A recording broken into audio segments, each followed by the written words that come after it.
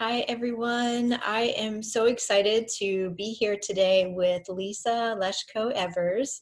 And Lisa, I can't wait to talk with you today about your topic of Comfort Quest, Healing Pain Through a Transformative Lens, Our Heroine's Journey. And so I wonder if you could begin by sharing with us a little bit about your story and your journey and how you came to carry this vision for healing. Okay, great. Jocelyn, thank you so much for having me today. This is a huge pleasure for me to be able to be here talking with you and explaining what I hope to see as our vision forward, helping patients and humanity heal the pain within. So just a little bit about myself before I get into the depth of the topic. I come from a background of nursing, so I've been a nurse for well over 30 years. And in that time frame, I've worked with acute care patients, so mostly the emergency department, ambulatory care, and most recently has been in addiction medicine before going to grad school. So during that time frame, of course, I dealt with pain on a daily basis, but it wasn't until I remember working in addiction medicine and doing some reading and realizing that the FDA was approving OxyContin for children. It's been August of 2015. And at that point, I just really started saying, what's behind this? What is really going on? I remember being a kid growing up and, you fell, you skinned your knee and you got over it, right? I mean, you cleaned it off, you let nature heal it, and you moved on. There wasn't this huge focus on pain. So I reflected back and I said, well, let me do some research because I was always curious. So I started looking into how we started this huge focus on pain. And interestingly enough, it was, let's see, I mean, you can go back, I don't want to go back too far, but one of the big things that struck me, especially as a nurse, was the initiation of pain as the fifth vital sign. And I thought that started in the mid-90s, like 1996, by the American Pain Society.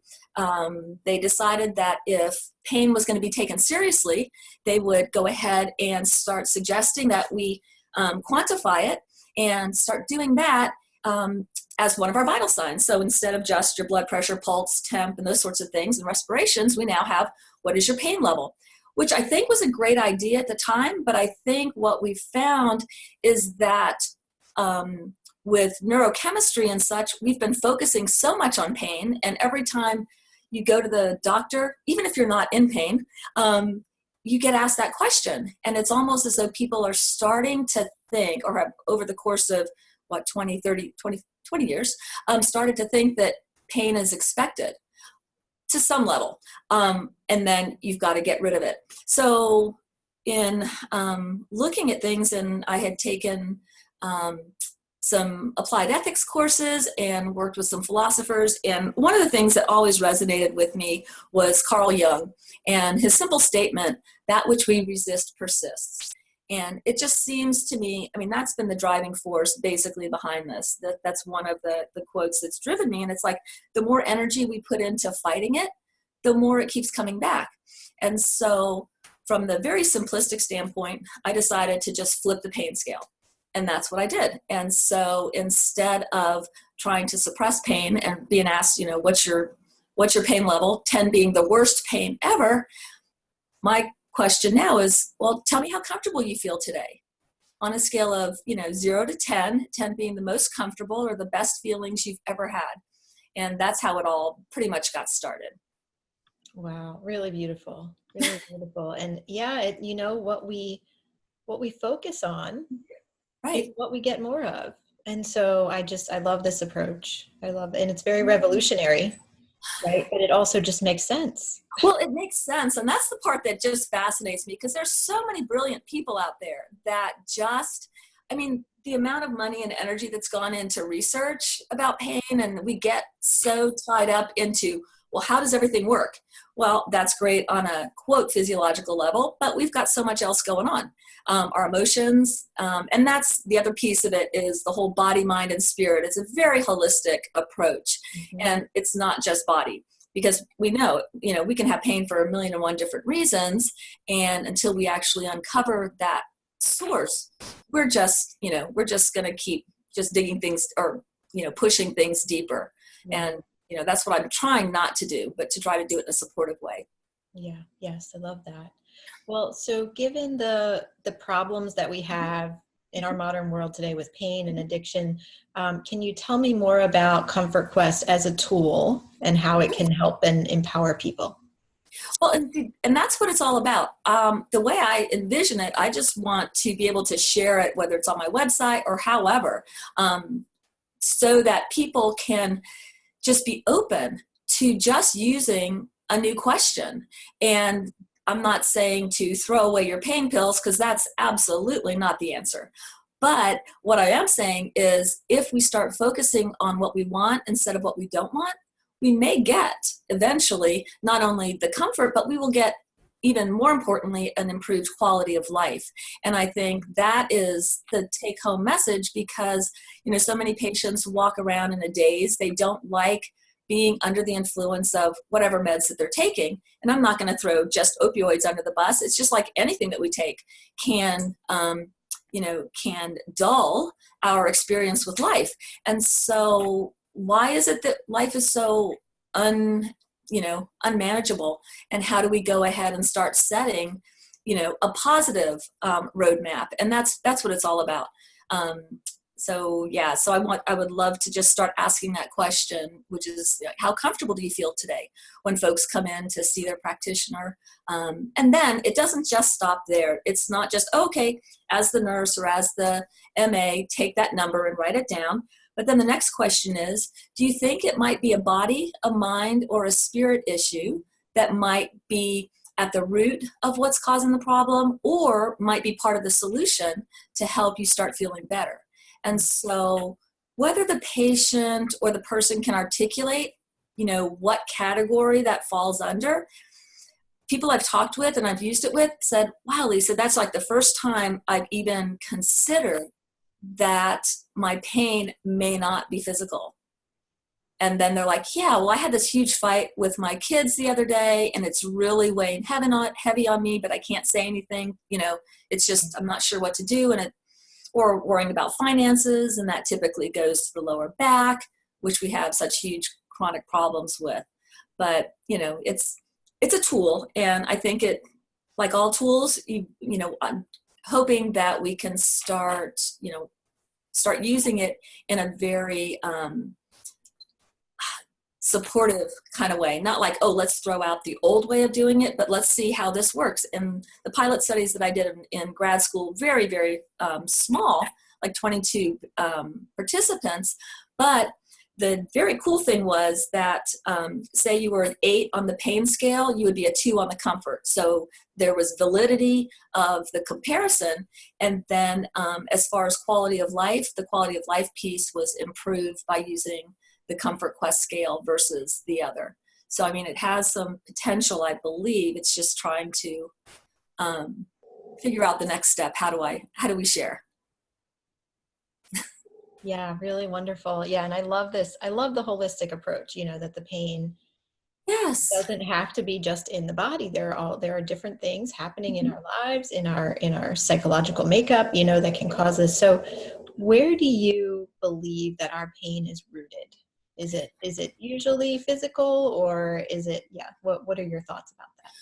Well, I think we need to look at it from, separate it into acute pain versus chronic pain. And I think acute pain is, I remember going to nursing school, and this was in the mid 80s. And the way we looked at pain, or the way we were taught about pain is our body's way of trying to communicate with us. Something is out of balance. And so acute pain, you fall, you break your femur, that's probably going to hurt a little bit. And that's your body's way of saying something's really broken here. We need to do something about it. Or you're having chest pain from a cardiac event, those sorts of things. More acute, we need to deal with that. So there are physiological things that I think are at the root of a lot of our acute pain. Now, and I think we do a good job with dealing with that.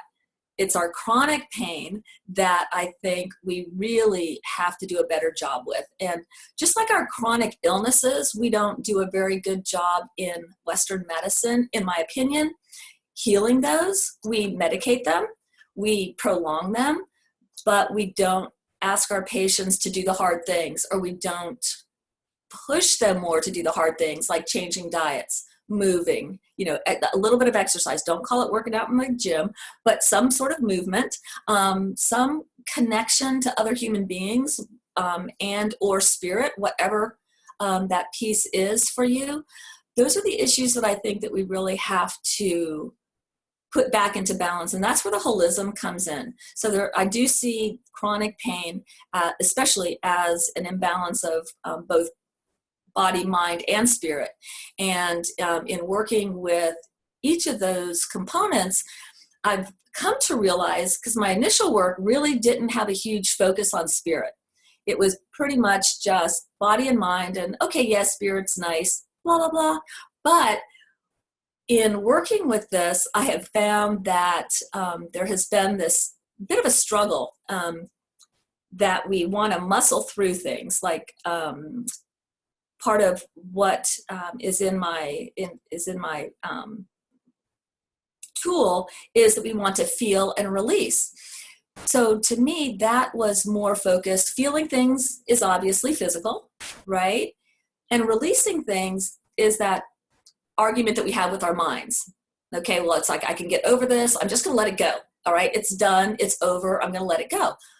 But a lot of intelligent people struggle with that on a daily basis. Intellectually, they can let things go. But what I've discovered is that there is this piece that's been missing, which I think is a forgiveness piece.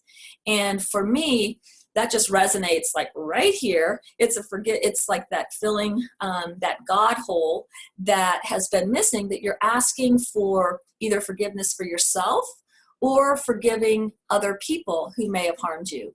And I think that that's that piece as we're working through our healing, that we need to definitely remember that that forgiveness is a piece of the puzzle, because until we can forgive ourselves, because we're our own worst enemies, and when we get triggered with whatever issue might be going on, it goes back to the old monkey mind and all of that. And we've thought we're over it, but we really haven't either forgiven the people who have harmed us in the past, or we haven't forgiven ourselves for whatever.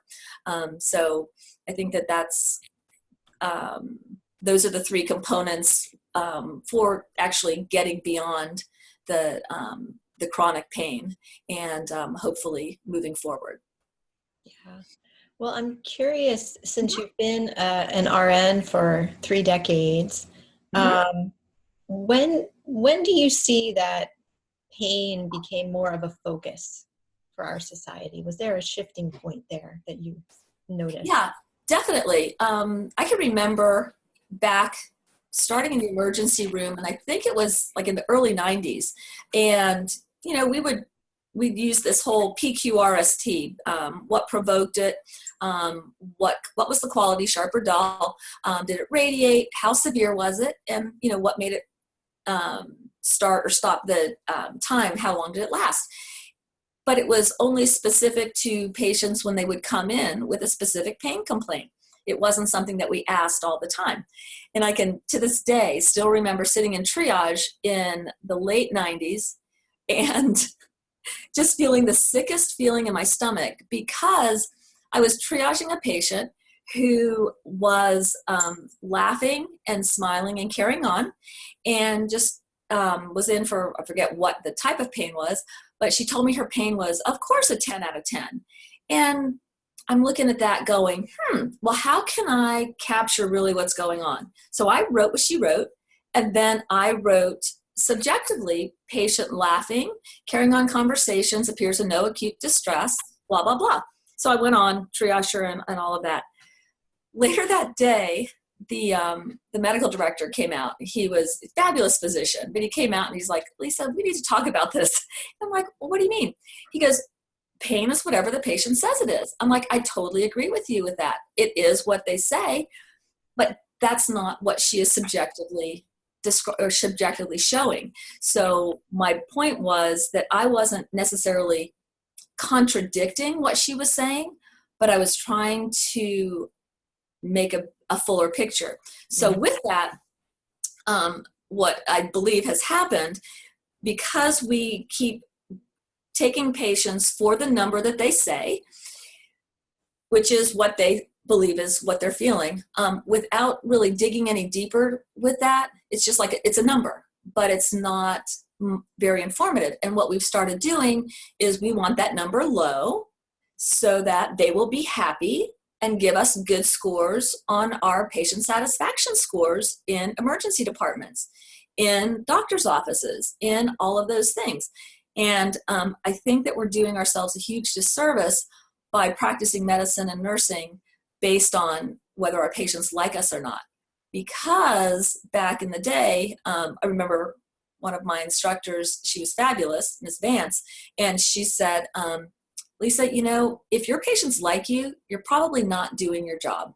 You got to be careful with that, because as nurses, as docs, we have to say the hard things.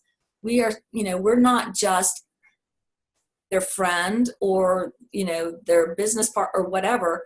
There is a relationship, but our relationship should be one not only of caring or like a codependent kind of thing, but we should be the ones that should be able to say, you know, there's a problem here.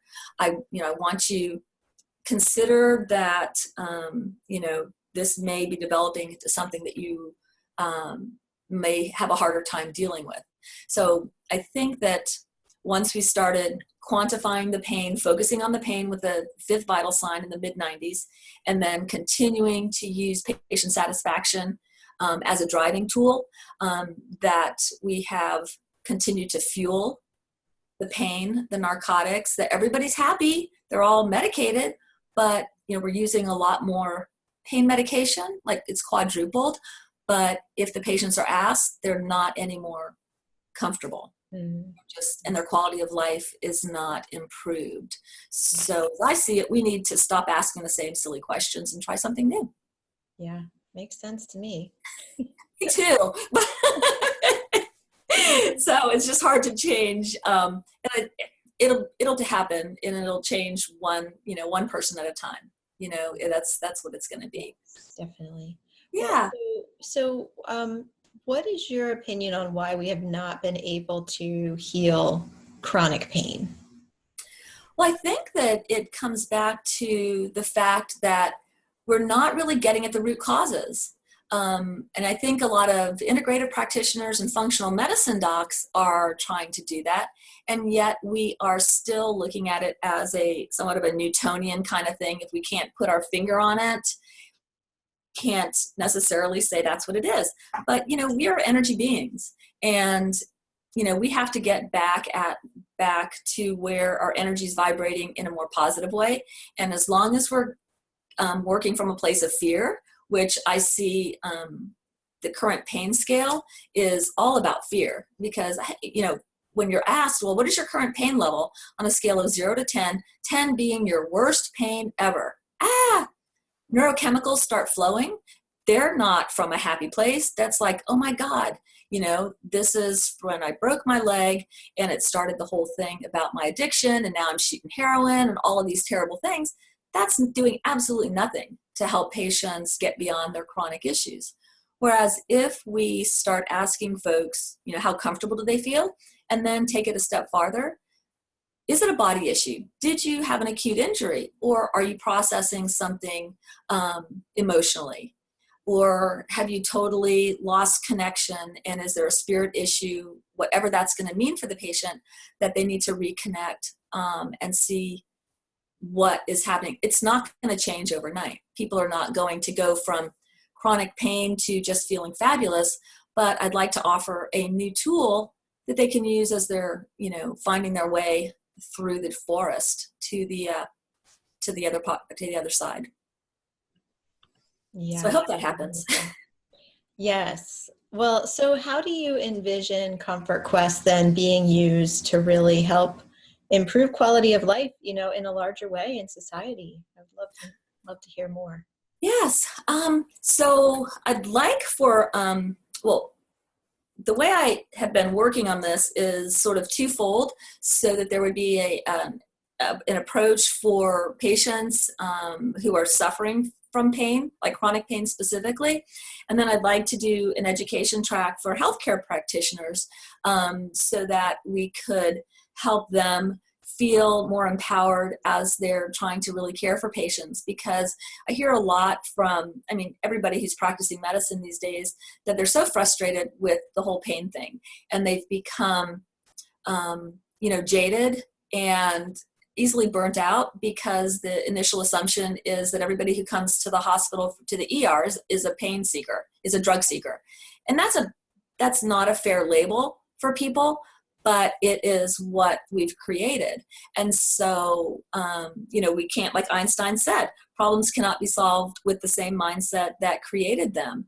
And so we're not going to turn this around by going, oh yeah, we're going to try this whole new touchy-feely thing, but oh, by the way, what's your pain level? If we change it, and if we start looking at it from a supportive fashion, and especially chronic pain sufferers, they've bought into this as their way of life. I was very disheartened, because when I finished grad school, I was like, yay, I'm going to publish my book and life is great. And ta-da, that was a year and a half ago. And what's happened is that I've come to realize that patients really are convinced that this is their new reality.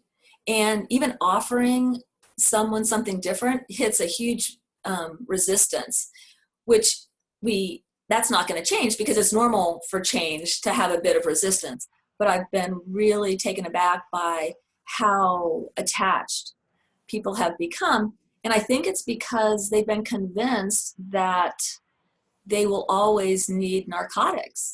And the really sad thing is, and I don't know if you're familiar, but so many of the neurochemicals that give us those good feelings, like the dopamine, serotonin, and those sorts of things, oxytocin, can be stimulated by the foods that we eat and the things that we do. So, while folks are trying to titrate perhaps off of pain meds with the assistance of their physician, with the vision of comfort as being the goal, then they would, increase certain foods that would help to support those sorts of, a balance of the chemicals. But our bodies produce the endorphins, which are the same receptors that the opiates light up.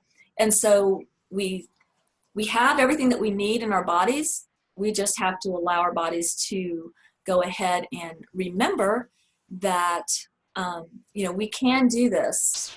And if we need a little help exogenously on occasion, that's perfectly normal. That's perfectly fine. But as a day-to-day, way of doing life, and a way of living a more full quality of life, I would like to offer that, we could recapture our ability to heal and to manage most of what we need to address ourselves, without a lot of external sorts of things. Yeah. Yeah, I love that idea of looking at what foods can we bring into the diet, or what activities can we bring in to allow the body to feel Awesome. more comfortable in a very natural way. Yeah. Yes. And I think what's happened is we have become, especially for chronic pain sufferers, so attached that muscle memory is there. I mean, the chronic back pain, those sorts of things, chronic neck, whatever, that the muscle memory is such that it's going to take a while for that to be unlearned. And yet the same thing with the brain. All of the studies that have been done now state that our thoughts actually change the architecture of our brains. And so are we being programmed for more pain by constantly being asked, what our pain level is? Right. And how long is it going to take? And I'm all for, does it really matter how long it takes to reprogram it and to change the architecture if ultimately we're going to do something positive and empower patients again? Somehow I don't think the pharmaceutical companies are going to go bankrupt if we, if we cut back on the number of narcotics that we're going to need, or other meds. But, a huge amount of our serotonin, you're probably aware of this, comes from our gut, and good gut health is critical. And yet, that's still not necessarily mainstream. It's become more accepted, but, everybody wants to blame the brain for all the problems. And no, the whole body's got to work back together again. Put the pieces back together. Yeah. Yes. That's how it's meant. That's how it's meant to work. It's supposed to, but we've got, the psychology piece, the brain is over here, and the body's here, and the spirit, well, we don't need that. I think we really do, because that the two-legged stool doesn't do so well, body and mind. Not so balanced. Not so balanced. We need to put something else there, and nothing else that we're putting in there is really, helping a whole heck of a lot. Right. Yeah. So I know a lot of people have a problem with the whole God thing, which I totally respect. I mean, everybody has a different upbringing, a different belief system.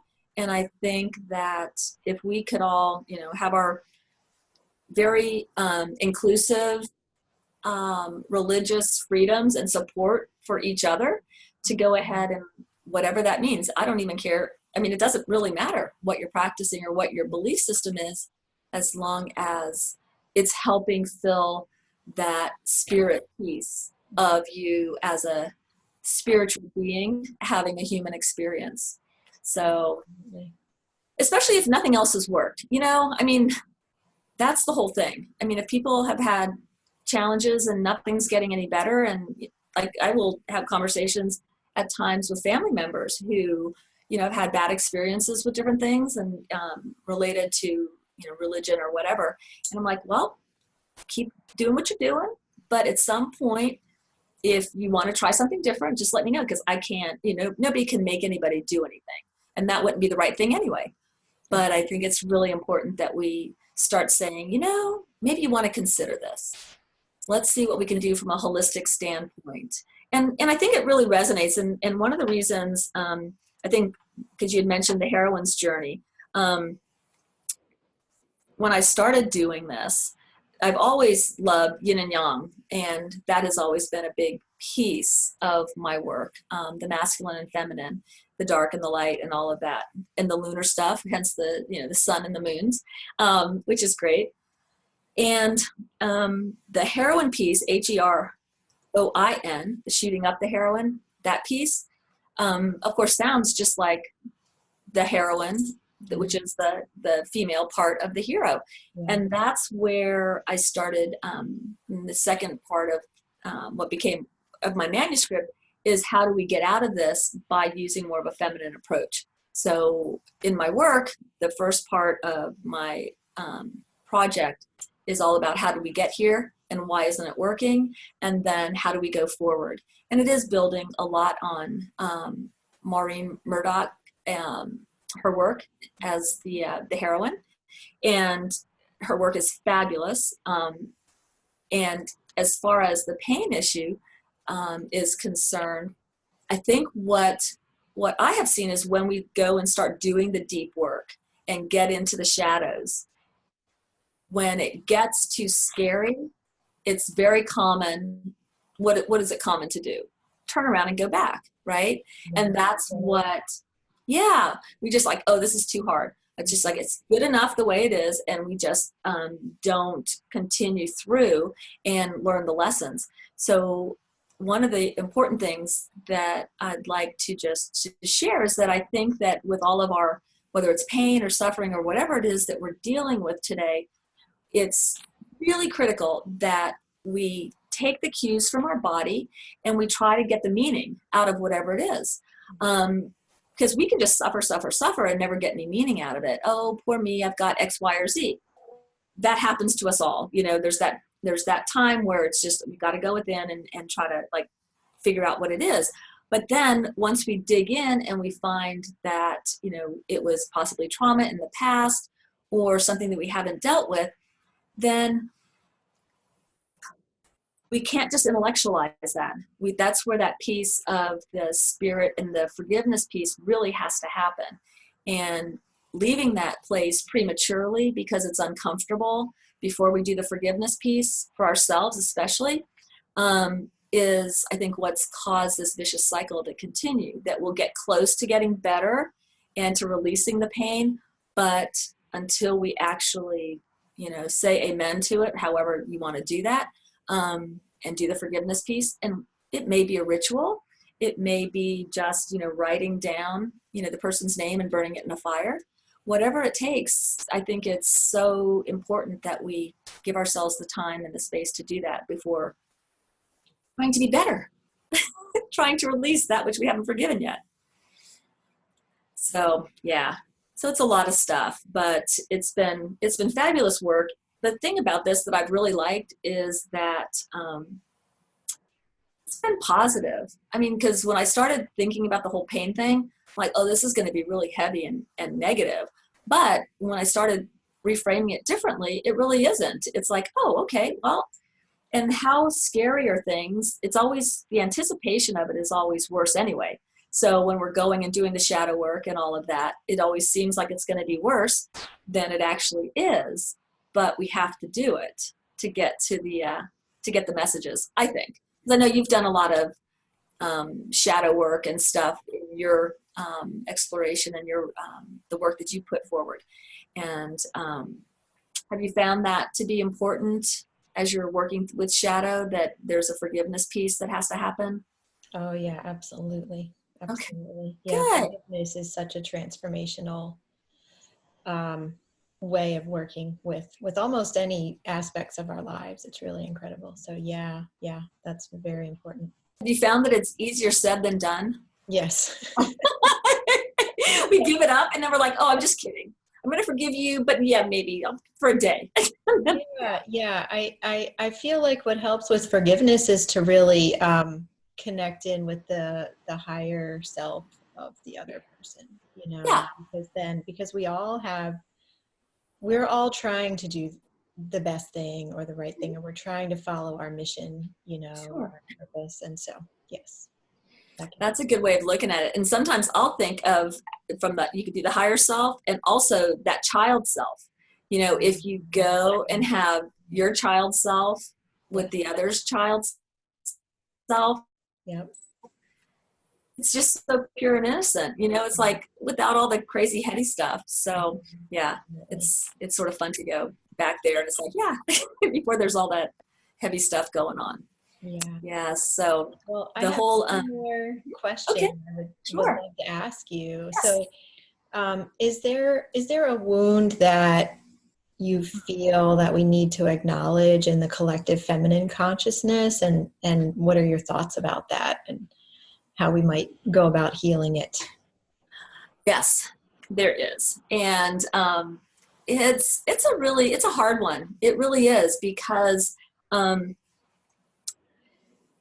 especially today. Well, I'll backtrack. As I was growing up, I grew up in a very disciplined, masculine, military family, and which was great. And so that was fabulous. And the way to succeed was to embrace that, and you know, go, go, go, go, go. And it was patriarchy and the masculine, and that's what was going on. Um, and having gone through that, that was successful to a point. But personally, I feel like I lost my feminine self. What did that mean? What does it mean to be divinely feminine today? And I think that's a loaded question, I think. Is it not? Because everybody has their own idea. But you know, back to the, you know, yin and yang, that yin, the darkness, the receptivity, the nurturing, all of that piece of it, I think is critical. And sadly, especially in Western society, I think we have sort of marginalize that people, women who want to be the caregiver, that loving person at home, that stay-at-home mom, who, yo, you don't work, that, and that's not a nice thing to say to someone, right? But it happens all the time. And so even within ourselves as women, we have sort of stratified our levels of success.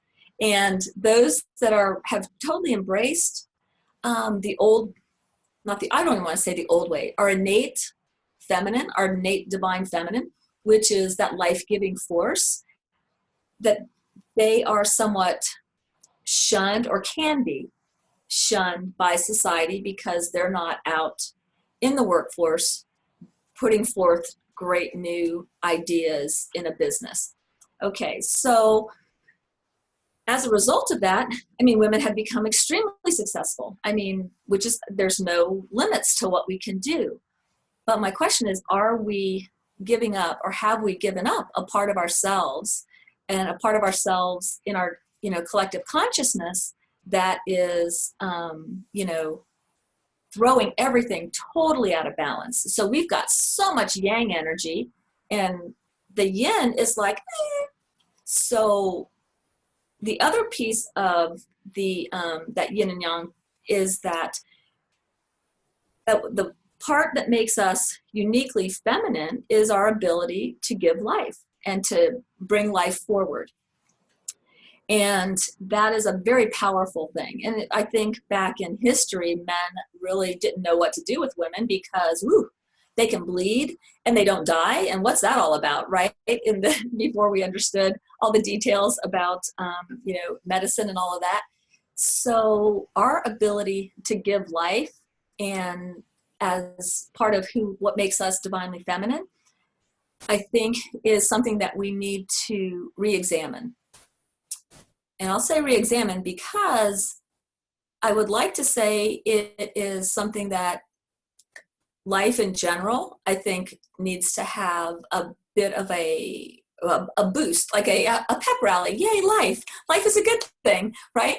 And I think what I'm doing is tap dancing, of course, around the abortion issue, which I think is a wound that we as society, not just Western society, I'm talking worldwide, that yes, it has happened. It has been, for whatever reason, in our development, this has occurred. This is something that we've advocated for and has had a time and a place.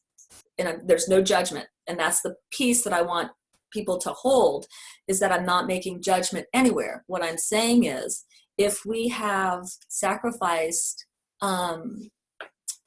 especially as women, if we're advocating for our ability to just toss our life-giving force away so nonchalantly, that we just need to rethink that. We just need to rethink it just a little bit. And especially, later term. And certainly don't want to get into when and all of that. But from the energetic perspective, I think that the really, really, really only way that we're going to get that balance of the masculine and feminine back in our collective consciousness is if we as women see the life-giving force as important again, and then just start rethinking some of our other political agendas. So does that make sense? Yeah, very powerful. Very, very powerful, recognizing that. Well, it's a hard thing it's a hard topic to raise, even with people who are willing to talk about it. Yeah. But we have, and then we have to heal that. We have to heal it. And like I said, there's a time and a place for everything. And I never want to, I hate absolutes. I think absolutes are absolutely awful, right? That makes for no wiggle room at all. But I think we have to stand for something. And as women, especially, I see myself now as a guardian more than as a warrior. I honestly do not want to fight. I'm like, you want to fight with me? Not going to fight. Sorry, just not going to do it. I will, however, ferociously guard what I believe in if it's attacked. And I think that's, that's using our feminine piece versus the going out warrior piece. I like the guardian energy much better, and I think that's a better fit for me personally, with with any of these issues that might be difficult. But I think it's one of the things that we have to at least consider. Yeah. Well, thank you so much for all of this. It's been wonderful to talk with you and share with you and hear these ideas, which are so needed in our world. So thank you. Thank you, Jocelyn. I appreciate you putting this forth. Thank you so much, and have a wonderful afternoon. Yes, you too.